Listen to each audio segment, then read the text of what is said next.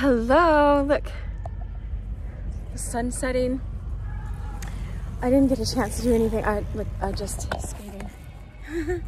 And I just saw, I was gonna go get dinner and I was like, oh no, perfect time to do my George MacDonald. I'll let you guys see that, the sunset. I'm reading the book, The Princess and Curdie, and it's George MacDonald. C.S. Lewis said every book he ever wrote he quoted from George MacDonald. George MacDonald was in the 1800s. He was this Scottish beautiful writer, really deep in the Holy Spirit, if you want to call it like that, understanding. C.S. Lewis said he says his masters. Lewis was friends with Tolkien. He wrote The Lord of the Rings, Tolkien. Anyway, George MacDonald was friends with Lewis Carroll, the guy that wrote Alice in Wonderland. They were in the school of higher learning, very deep esoteric truths, but you don't have to worry about any of that. Just, this is a fairy story, but it's from the 1800s, so it's free domain. So I'm gonna get out of the way a little and let you guys watch the sunset, and just don't listen to the people around us. Oh, I forgot, I brought my mic, but all right, I'll put it back on the sunset. Welcome, welcome. I have a whole playlist for this. So enjoy and share and like and watch my other videos. I have lots and lots. They're all really deep, but sometimes you don't know what I'm talking about because it's a transformation from the inside out, you know? So it's not always what you're expecting. All right. So just bear with at the front of these videos sometimes if you're on the playlist, if you're way deep in the story. I'm like, I love you, I wish you so much love. I'm in such a great mood today. All right, there. Oh, the ocean's right there. Maybe you can hear it. Here, I'll stand up so we can see it. We can't come all the way out here without you seeing the ocean. There. And maybe you saw the blue a little bit. There's just a sand dune in the way, so.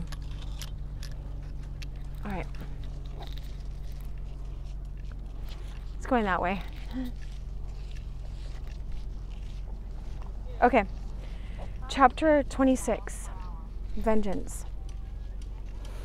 By the time the girl reached the servants' hall, they were seated at supper. A loud, confused exclamation arose when she entered. No one made room for her. All stared with unfriendly eyes. A page, who entered the next minute by another door, came to her side.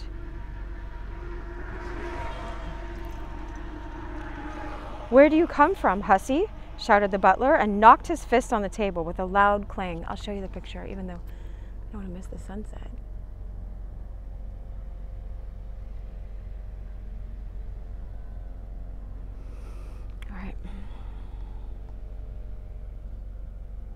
He had gone to fetch wine and had found the stair door broken open and the cellar door locked, and had turned and fled.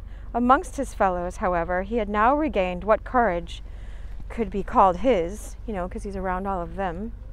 From the cellar, she replied. "The messenger broke open the door and sent me to you again." "The messenger? Pooh, what messenger?" Oh. "The same who sent me before to tell you to repent." "What? Will you go fooling it still?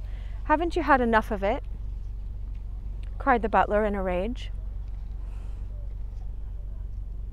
And starting to his feet, drew near threateningly. "I must do as I am told," said the girl. "Then why don't you do as I tell you and hold your tongue?" said the butler. "Who wants your preachments? If anybody here has anything to repent of, isn't that enough? And more than enough for him? But you must come bothering about and stirring up till not a drop of quiet will settle inside him. You come along with me, young woman. We'll see if we can't find a lock somewhere in the house that'll hold you in." "Hands off, Mr. Butler," said the page, and stepped between. "Oh, ho!" cried the butler, and pointed his fat finger at him. "That's you, is it, my fine fellow? So it's you that's up to her tricks, is it?" The youth did not answer, only stood with flashing eyes fixed on him, until, growing angrier and angrier, but not daring a step nearer, he burst out with rude but quavering authority. "Leave the house, both of you. Be off, or I'll have Mr. Steward to talk to you. Threaten your masters indeed. Out of the house with you, and show us the way you tell us off. And show us the way you tell us off."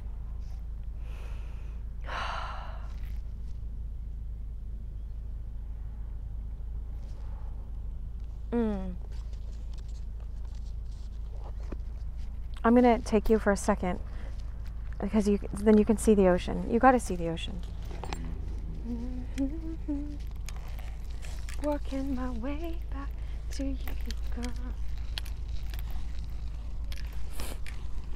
It's a little sandy, but this is one of my favorite spots, you know. Oh, but I can't give up my bench. Look there.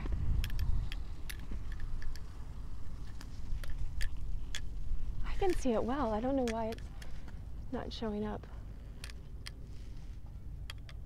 All right. Working my way back to you.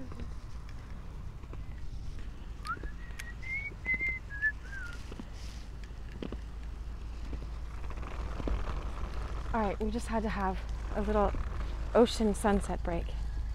That's my skates. Okay.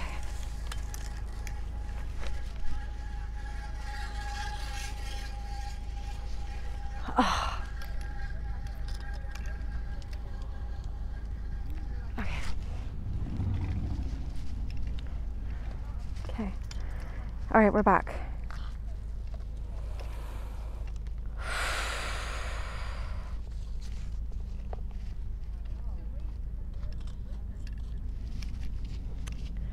All right.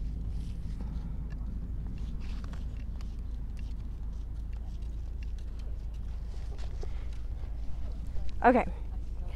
2 or 3 of the footmen got up and ranged themselves behind the butler. "Don't say I threaten you, Mr. Butler," expostulated the girl from behind the page. "The messenger said I was to tell you again and give you one chance more." "Did the messenger mention me in particular?" asked the butler, looking the page unsteadily in the face. "No, sir," answered the girl. "I thought not. I should like to hear him." "Then hear him now," said Curdie. Yes. Who that moment entered at the opposite corner of the hall. "I speak of the butler in particular when I say that I know more evil of him than of any of the rest. He will not let either his own conscience or my messenger speak to him. I therefore now speak myself. I proclaim him a villain and a traitor to his Majesty the King.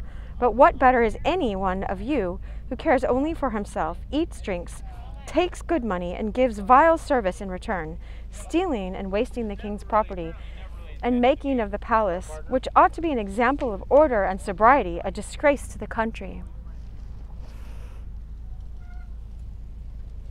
For a moment all stood astonished into silence by this bold speech from a stranger.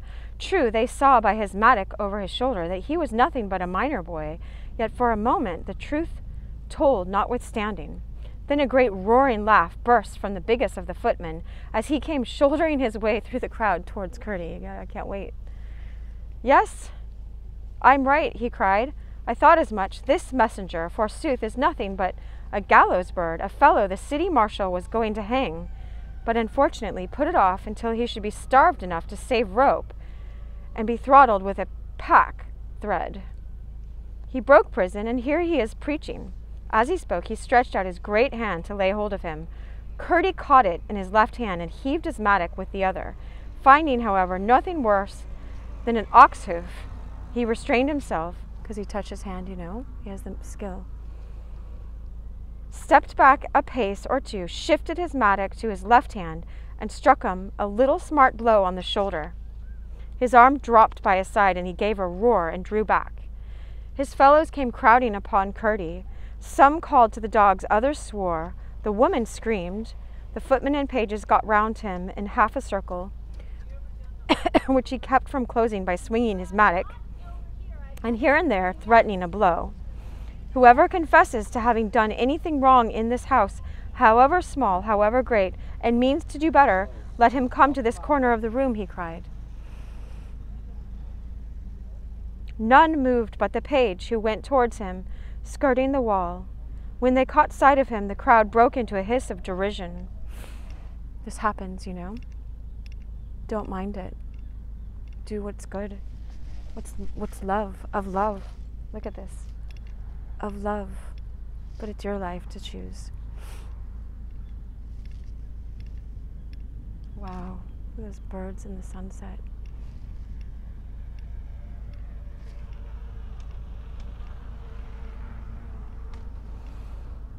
There, see? Look at the sinner. He confesses, actually confesses. Come, what is it you stole? The bare-faced hypocrite. There's your sort to set up for reproving other people. Where's the other now? But the maid had left the room, and they let the page pass, for he looked dangerous to stop. Curdie had just put him betwixt him and the wall behind the door, when in rushed the butler with the huge kitchen poker, and the point of which he had blown red hot in the fire, followed by the cook with his longest spit. Through the crowd, which scattered right and left before them, they came down upon Curdie.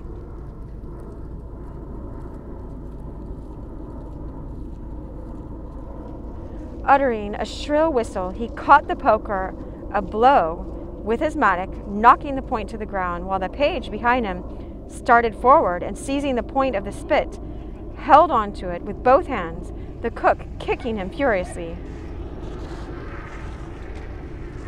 Ere the butler could raise the poker again, or the cook recover the spit, with a roar to terrify the dead, Lena dashed into the room. Remember Lena? Her eyes flaming like candles. She went straight at the butler. He went down in a moment, and she, on top of him, wagging her tail over him like a lioness.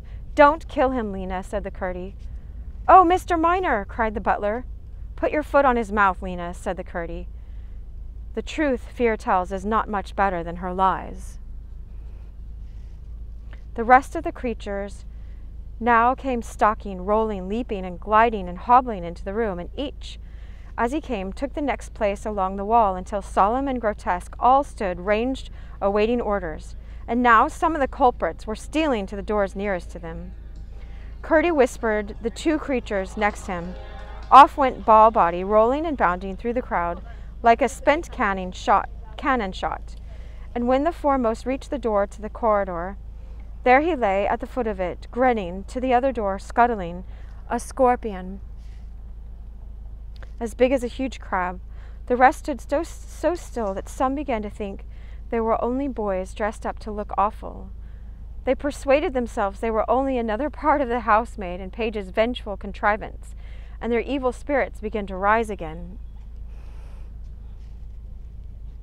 Meantime, Curdie had, with a second sharp blow from the hammer of his mattock, disabled the cook, so that he yielded the spit with a groan. He now turned to the avengers. Go at them, he said. The whole 49 of them, obeyed at once, each for himself and after his own fashion. A scene of confusion and terror followed. The crowd scattered like a dance of flies.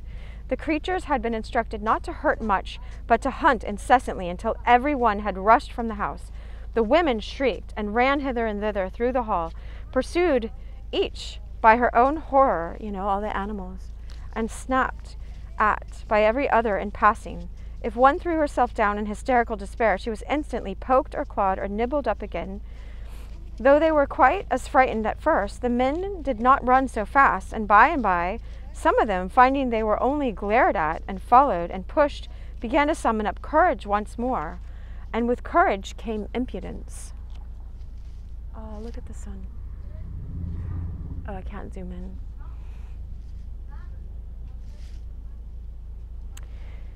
The taper had the big footman in charge, and the fellow stood stock still and let the beast come up to him, and then put out his finger and playfully patted his nose. The taper gave the nose a little twist, and then the finger lay on the floor. Whoops. Then indeed the footman ran, and did more than run, but nobody heeded his cries. Gradually the avengers grew more severe, and the terrors of the imagination were fast yielding to those of sensuous experience, when a page, perceiving one of the doors no longer guarded, sprang at it and ran out. Another and another followed. Not a beast went after, until one by one they were everyone gone from the hall, and the whole meanie in the kitchen. There they were beginning to congratulate themselves that all was over, and then in came the creatures trooping after them. And the second act of their terror and pain began. They were flung about in all directions. Their clothes were torn from them. They were pinched and scratched any and everywhere. Ball-body kept rolling up at them and over them, confining his attention to no one in particular. The scorpion kept grabbing at their legs with his huge pincers. A 3-foot centipede kept screwing up their bodies, nipping as he went. Varied as numerous were their woes. Nor was it long before the last of them had fled from the kitchen to the sculleries, but thither also they were followed, and there again they were hunted about. They were bespattered with the dirt of their own neglect. They were soused in the stinking water that had boiled greens. They were smeared with rancid dripping. Their faces were rubbed in maggots. I dare not tell all that was done to them. At last they got the door into a backyard open and rushed out. Then first they knew that the wind was howling and the rain falling in sheets. But there was no rest for them even there. Thither also were they followed by the inexorable avengers, all of the animals. And the only door here was a door out of the palace. Out every soul of them was driven and left, some standing, some lying, some crawling, to the farther buffeting of the waterspouts and whirlwinds ranging every street of the city. The door was flung to behind them, and they heard it locked and bolted and barred against them. Chapter 27. It's Roman numerals, so more vengeance, right? As soon as they were gone, Curdie brought the creatures back to the servants' hall and told them to eat up everything on the table. It was a sight to see them all standing round it, except such as had to get up on it, eating and drinking, each after its fashion, without a smile or a word or a glance of fellowship in the act.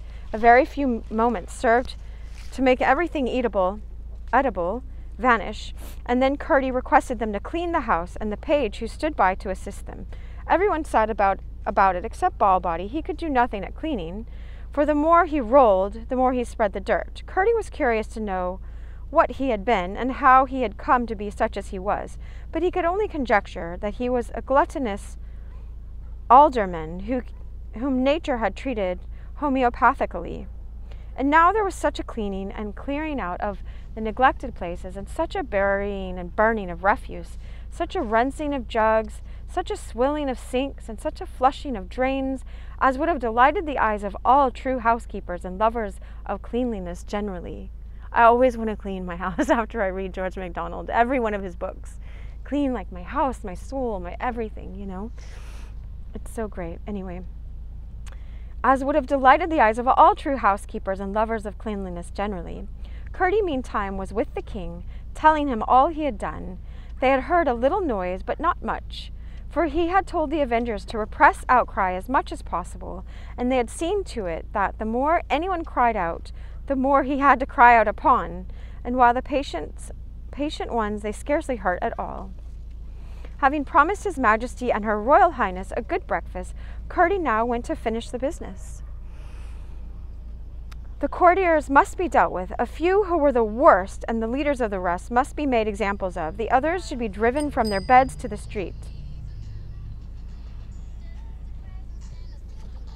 He found the chiefs of the conspiracy holding a final consultation in the smaller room of the hall. There were the Lord Chamberlain, the Attorney General, the Master of the Horse, and the King's private secretary. The Lord Chancellor and the rest, as foolish as faithless, were but the tools of these. The housemaid had shown him a little closet opening from a passage behind, where he could overhear all that passed in that room, and now Curdie heard enough to understand that they had determined in the dead of the night, rather in the deepest dark before the morning, to bring a certain company of soldiers into the palace, make away with the king, secure the princess, announce the sudden death of His Majesty, read as his will they had drawn up, and proceed to govern the country at their ease. And with results they would at once levy severer taxes and pick a quarrel with the most powerful of their neighbors.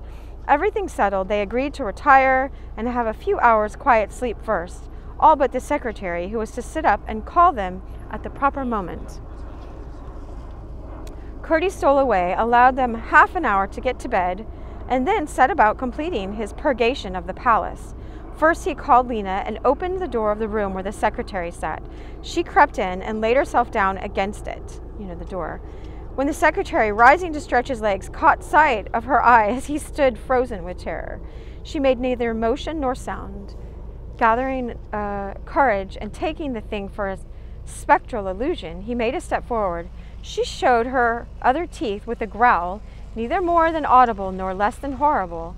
The secretary sank, fainting, into a chair. He was not a brave man, and besides, his conscience had gone over to the enemy, and was sitting against the door by Lena. To the Lord Chamberlain's door next, Curdie conducted the leg serpent, and let him in. Now his lordship had a bedstead made for himself, sweetly fashioned of rods of silver gilt upon it. The leg serpent found him asleep, and under it he crept. But out he came on the other side and crept over it next, and again under it, and so over it and under it, 5 or 6 times, every time leaving a coil of himself behind him, excuse me, until he had softly folded all his length about the Lord Chamberlain and his bed. This done, he set up his head, looking down with curved neck right over his lordship's, and began to hiss in his face.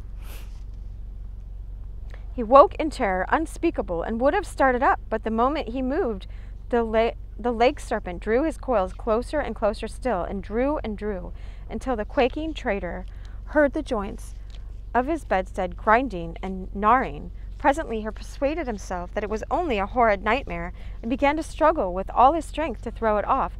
Thereupon the leg serpent gave his hooked nose such a bite that his teeth met through it, but it was hardly thicker than the bowl of a spoon. And then the vulture, that's what he felt him to be, a vulture, knew that he was in the grasp of the enemy snake, and yielded. As soon as he was quiet, the leg serpent began to untwist and retwist, to uncoil and recoil himself, swinging and swaying, nodding and relaxing himself with strangest curves and convolutions, always, however, leaving at least one coil around his victim. At last he undid himself entirely and crept from the bed. Then first the Lord Chamberlain discovered that his tormentor had bent and twisted the bedstead, all this stuff, legs and canopy and all, so about him that he was shut in a silver cage, out of which it was impossible for him to find a way. Once more, thinking his enemy was gone, he began to shout for help, but the instant he opened his mouth, his keeper darted at him and bit him, and after 3 or 4 such essays, with like result, he lay still.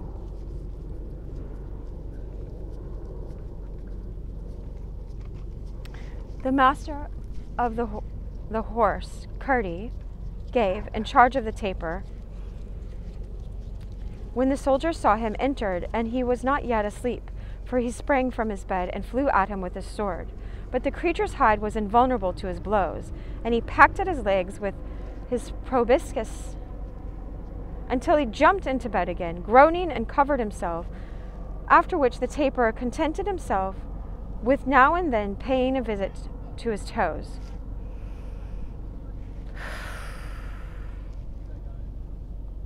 For the Attorney General, Curdie led to his door a huge spider about 2 feet long in the body, which, having made an excellent supper, was full of webbing.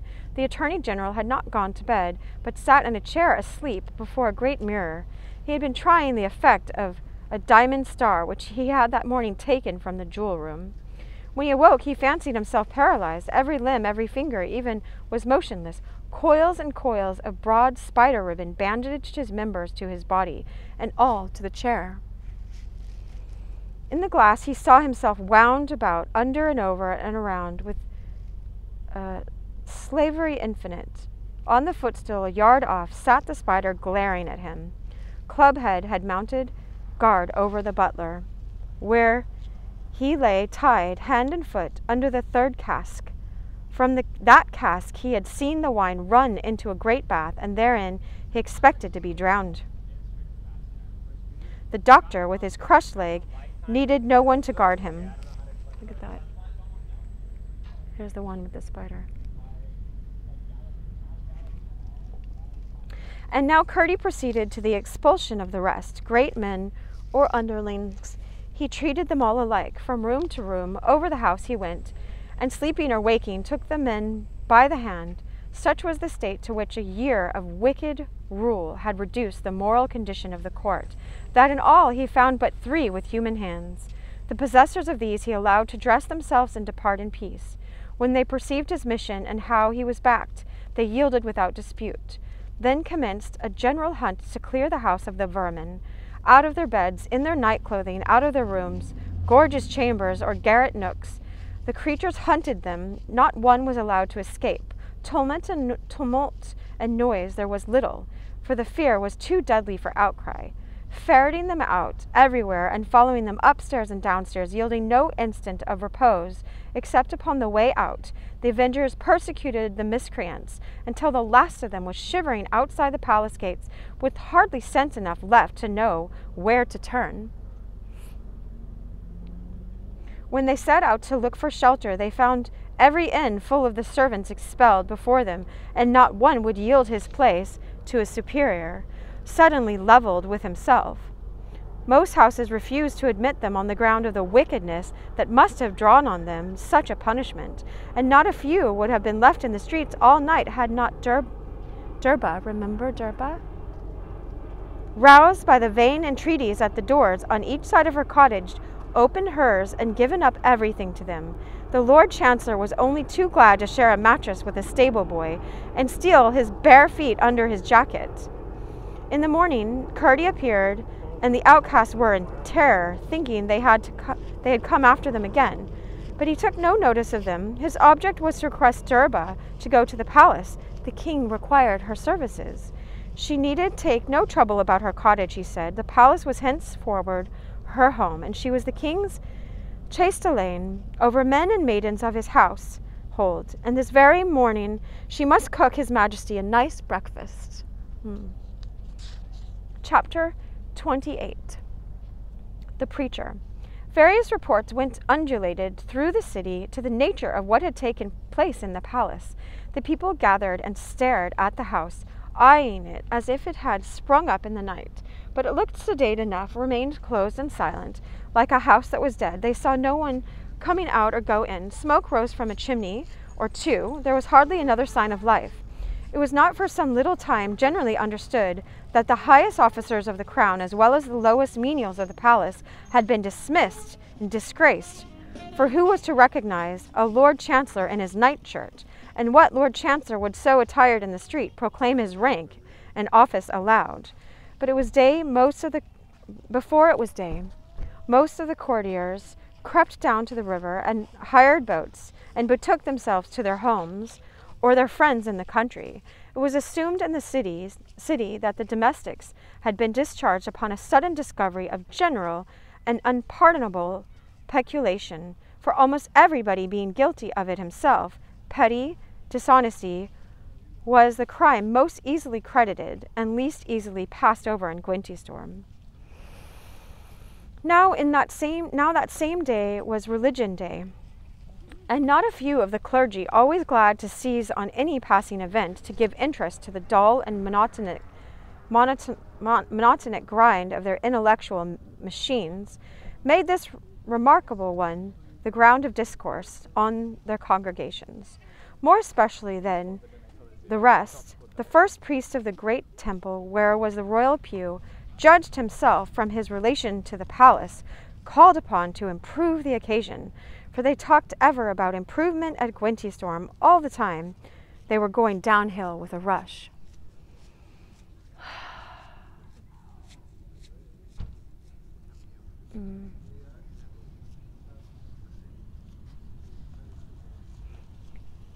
All right.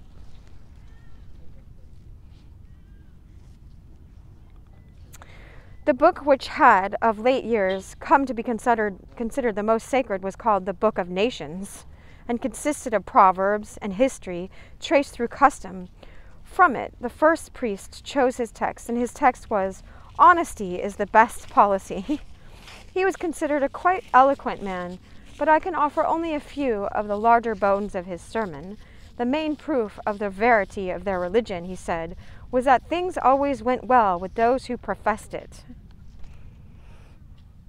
And its first fundamental principle, grounded in inborn and invariable instinct, was that every one should take care of that one. This was the first duty of man. No wonder it was going all downhill. If everyone would but obey this law, number one, then would everyone be perfectly cared for, one being always equal to one. But the faculty of care was in excessive need, and all that overflowed and would otherwise run to waste ought to be gently turned in the direction of one's neighbor, seeing that this also wrought for the fulfilling of the law, inasmuch as the reaction of excess so directed was upon the director of the same, to the comfort, that is, and well-being of the original self. Oh my gosh. To be just and friendly was to build the warmest and safest of all nests, and to be kind and loving was to line it with the softest of all furs and feathers, for the one precious comfort-loving self there to lie, reveling in the downiest bliss. One of the laws, therefore, most binding upon men because of its relation to the first and greatest of all duties, according to this, history book, anyway, but was embodied in the proverb he had just read, and what stronger proof of its wisdom and truth could they desire than the sudden and complete vengeance which had fallen upon those worse than ordinary sinners who had offended against the king's majesty by forgetting that honesty is the best policy.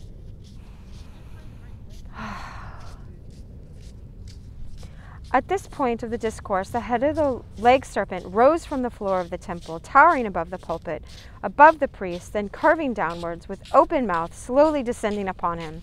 Horror froze the sermon pump. He stared downwards, aghast.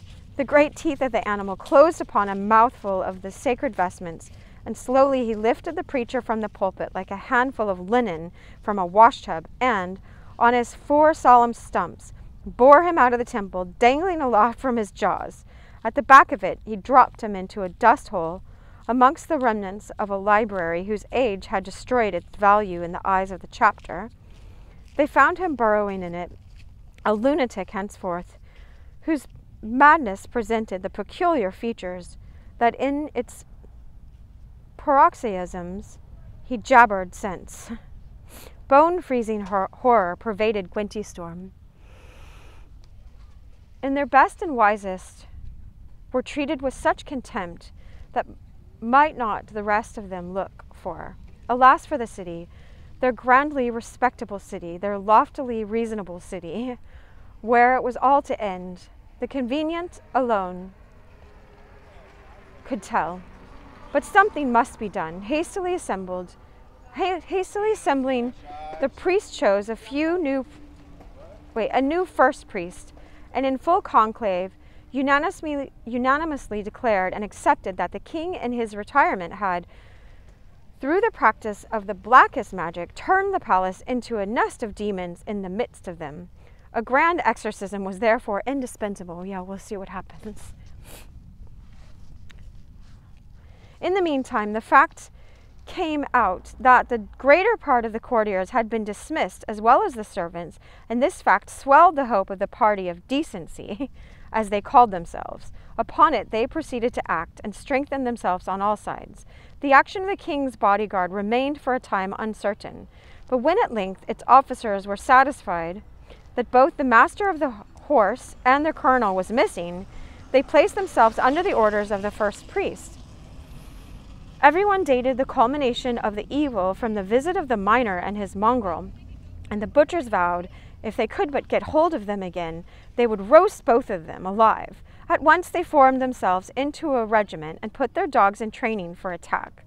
Incessant was the talk, innumerable were the suggestions, and great was the deliberation. The general consent, however, was that as soon as the priests could have expelled the demons, they would dispose the king, and attired in all his regal insignia, shut him in a cage for public show, and then choose governors, with the Lord Chancellor at their head, whose first duty should be to remit every possible tax, and the magistrates, by the mouth of the city marshal, required all able-bodied citizens, in order to do their part, the carrying out of these, a multitude of other reforms, to be ready to take arms at the first summons. Things needful were prepared as speedily as possible, and a mighty ceremony in the temple in the marketplace, just a second, in front of the palace was performed for the expulsion of demons. This over the leaders retired to arrange an attack upon the palace. These are the people of Gwenti Storm, remember? But the night events occurred which, proving the failure of their first, induced the abandonment of their second intent. Certain of the prowling order of the community, whose numbers had of late been steadily on the increase, reported... I gotta close the mic for a second so that this doesn't have copyrighted music. Anyway, but the night events occurred which, proving the failure of their first, induced the abandonment of their second intent. Certain of the prowling order of the community, whose numbers had of late been steadily on the increase, reported frightful things.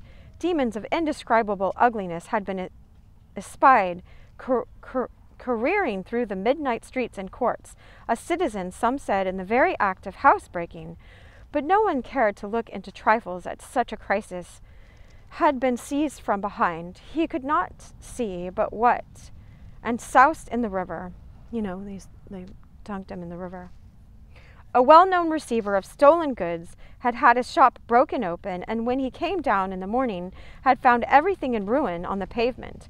The wooden image of justice over the door of the city marshal had had the arm that held the sword bitten off. The gluttonous magistrate had been pulled from his bed in the dark, and beings of which he could see nothing but the flaming eyes, had treated to a bath of the turtle soup that had been left simmering by the side of the kitchen fire. Having poured it over him, they put him again into his bed, where he soon learned how a mummy must feel in its cerements. Worst of all, in the marketplace was fixed upon a paper with the king's own signature, to the effect that whoever henceforth should show inhospitability to strangers, and should be convicted of the same, should be instantly expelled the city, while a second, in the butcher's quarter, ordained that any dog which henceforth should attack a stranger should be immediately destroyed. It was plain, said the butchers, that the clergy were of no use. They could not exorcise demons. That afternoon, catching sight of a poor old fellow in rags and tatters, quietly walking up the street, they hounded their dogs upon him. And had it not been that the door of Durba's cottage was standing open, and was near enough for him to dart in and shut it ere they reached him, he would have been torn in pieces. And thus things went on for some days. Chapter 29, and then I think we'll finish. Barbara. In the meantime, with Durba to minister to his wants, with Curdie to protect him, and Irene to nurse him, the king was getting rapidly stronger. Good food was what he most wanted, and of that, at least the certain kinds of it, there was plentiful store in the palace. Everywhere since the cleansing of the lower regions of it, the air was clean and sweet, and under the honest hands of the housemaid, the king's chamber became a pleasure to his eyes. With such changes, it was no wonder if his heart grew lighter, as well as his brain clearer. But still, evil dreams came and troubled him, and lingering result of the wicked medicines the doctor had given him. Every night, sometimes twice or thrice, he would wake up in terror, and it would be minutes ere he could come to himself. The consequence was that he was always worse in the morning, and had loss to make up during the day. This retarded his recovery greatly. While he slept, Irene or Curdie, one or the other, must still be always by his side. One night, when it was Curdie's turn with the king, let me see if I missed a picture. I thought I saw a picture. No. One night, when it was Curdie's turn with the king, he heard a cry somewhere in the house, and as there was no other child, concluded, notwithstanding the distance of her grandmother's room, that it must be Barbara. Fearing something might be wrong, he noticed the king sleep more quiet than usual. He ran to see. He found the child in the middle of the floor, weeping bitterly, and Durba slumbering peacefully in the bed. The instant she saw him, the night-lost thing ceased her crying, smiled, and stretched out her arms to him. Unwilling to wake the old woman who had been working hard all day, he took the child and carried her with him. She clung to him, so pressing her tear-wet, radiant face against his that her little arms threatened to choke him. When he re-entered the chamber, he found the king sitting up in bed, fighting the phantoms of some hideous dream. Generally, upon such occasions, although he saw his watcher, he could not dissociate him from the dream, and went raving on. But the moment his eyes fell upon little Barbara, whom he had never seen before, his soul came into them with a rush, and a smile, like the dawn of an eternal day, overspread his countenance. The dream was nowhere, and the child was in his heart. He stretched out his arms to her, and the child stretched out hers to him, and in 5 minutes they were both asleep, each in each other's embrace. From that night, Barbara had a crib in the king's chamber, and as often as he woke, Irene or Curdie, whichever was watching, took the sleeping child and laid her in his arms, upon which, invariably and instantly, the dream would vanish. A great part of the day, too, she would be playing on or about the king's bed, and it was a delight to the heart of the princess to see her amusing herself with the crown, now sitting upon it, now rolling it hither and thither about the room like a hoop. Her grandmother, entering once, while she was pretending to make porridge in it, held upon her hands in the horror-struck amazement, but the king would not allow her to interfere, for the king was now Barbara's playmate, and his crown their plaything. The colonel of the guard also was growing better. Curdie went often to see him. They were soon friends, for the best people understand each other the easiest, and the grim old warrior loved the miner boy as if he were at once his son and his angel. Here's this picture of her making pretend porridge in the crown. The miner boy, as if he were at once his son, a son and angel, and his angel. He was very anxious about his regiment. He said the officers were mostly honest men, he believed, but how they might be doing without him, or what they might resolve, in ignorance of the real state of affairs, and exposed to every misrepresentation, who could tell? Curdie proposed that he should send for the major, offering to be the messenger. The colonel agreed, and Curdie went, not without his mattock, because of the dogs. But the officers had been told by the master of the house that their colonel was dead, and although they were amazed he should be buried without the attendance of his regiment, they never doubted the information. The handwriting itself of their colonel was insufficient, counteracted by the fresh reports daily current to destroy the lie. The major regarded the letter as a trap for the next officer in command, and sent his orderly to arrest the messenger, but Curdie had had the wisdom not to wait for an answer. The king's enemies said that he had first poisoned the good colonel of the guard, and then murdered the master of the horse and other faithful counselors, and that his oldest and most attached domestics had been escaped from the palace with their lives, nor all of them, for the butler was missing. Mad or wicked, he was not only unfit to rule any longer, but worse than unfit to have in his power and under his influence the young princess, only hope of Gwentistorm and the kingdom. The moment the Lord Chancellor reached his house in the country, he had got himself clothed. He began to devise how to yet destroy his master, and the very next morning set out for the neighboring kingdom of Borgesgras to invite invasion and offer a compact with its monarch. It got ridiculous. The next chapter, which we'll do next time, is chapter 30. Peter. Remember Curdie's father, Peter. There's not much left. Maybe one more reading. Yeah, it looks like one more. Oh, wow. I wonder if I could finish it tonight. Oh, wait. No, there's a little bit more after. There was a picture in the way. So I think it's, yeah, one more reading. All right. I wish you so much love. Thanks for being here again. Share this, because I don't advertise anything or do anything like that, you know? Whoops. Oh, my legs are going to be stiff after that in the cold. But I'm going to the light. All right, there's the ocean again. So much love. All right. Bye.